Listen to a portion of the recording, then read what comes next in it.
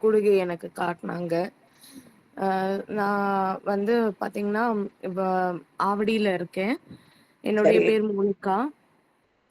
சொல்லுங்க. இன்னியோட என்னுடைய அப்பா இறந்து 3 வருடங்கள் ஆகுது. அ சரிம்மா. என் தேவன் வந்து அப்பா இல்லாத நேரத்துல கூட எங்களுக்கு வந்து நல்ல ஒரு ஆறுதல குடுத்து, ம். என்னோட திருமணத்த கூட அற்புதமா ஆண்டவர் நடத்தி குடுத்தாரு. இப்ப என்னன்னா 1 1 1/2 இயர் ஆகுது நானும் திருமணமாகி. பட் நெறைய போராட்டங்கள் இந்த வீட்ல நானு பார்க்கிறேன். எங்க 2 பேருக்குள்ள ஒரு ஒத்துமை இல்லாத ஒரு சூழ்நிலை. ஒரு ஜான்வரிலருந்து இது நடந்துட்டே இருக்கு. டிசம்பர் வரைக்கும் ஒரு ஒரு ஃபேஸ நான் பார்த்தேன். ஆனா இப்போ வந்து வேற ஒரு ஃபேஸ நான் பார்த்துட்டுருக்கேன், இந்த வீட்ல. இத்தனைக்கும் ஊழியக்கார குடும்பம்னு சொல்லி தான் நான் கல்யாணம் பண்ணேன். பட் ஆனா எல்லாமே தலைகீழா நடக்குது. இன்னும் வந்து அந்த பழைய அ எ அ சாங்கியங்கள் அந்த மாரி எல்லாம் ஃபாலோ பண்றாங்க. குளிச்சுட்டு தான் கிச்சனுக்குள்ள வரணும். இப்படிதான் இருக்கணும், அப்படிதான் இருக்கணும்.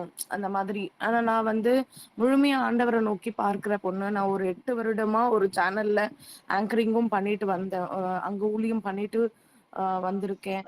நான் சிறு வயதுல இருந்தே ஆண்டவர நோக்கி பார்க்கிற மகள்.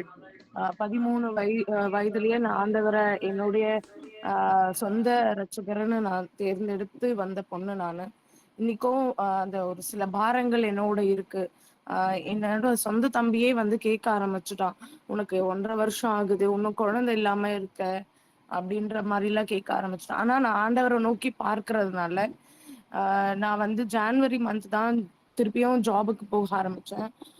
நான் ரூ. 20,000 சம்பளத்துக்கு போனேன். ஆனா இந்த நாள்ல நான் ஆண்டவர் எனக்கு வந்து ஒரு ரூ. 30,000 சம்பளத்துல ஆண்டவர் மாத்தி, வேற ஒரு ப்ரொமோஷன குடுத்து, இப்போ நான் வந்து ஒரு அ அ பிளேஸ்மென்ட் ஆஃபீசரா ஆண்டவர் என்ன மாத்தி வைத்திருக்கிறாரு.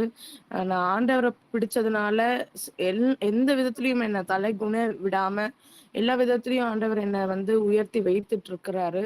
ஆனா நான் எதுலயும் நான் விழுந்து போக மாட்டேன்னு எனக்கு தெரியும். ஆனா இந்த கூடுகை எனக்கு ரொம்ப பிளெஸ்ஸிங்கா இருக்கு. காலையிலேயே நான் வந்து அந்த பிளெஸ்ஸிங்க நான் பெற்றுக்கொண்டு போம்போது, இன்னும் ரொம்ப ஸ்பெஷலா நான் உணர்றேன். ஆ அதுக்காக நான் நன்றி செலுத்துகிறேன்ம்மா. நிச்சயமா ஆண்டவர் பெரிய காரியங்களை உங்களுடைய வாழ்க்கையில செய்வார். நிச்சயமா ஆண்டவர் உங்களுக்கு ஒரு நல்ல குழந்தையும்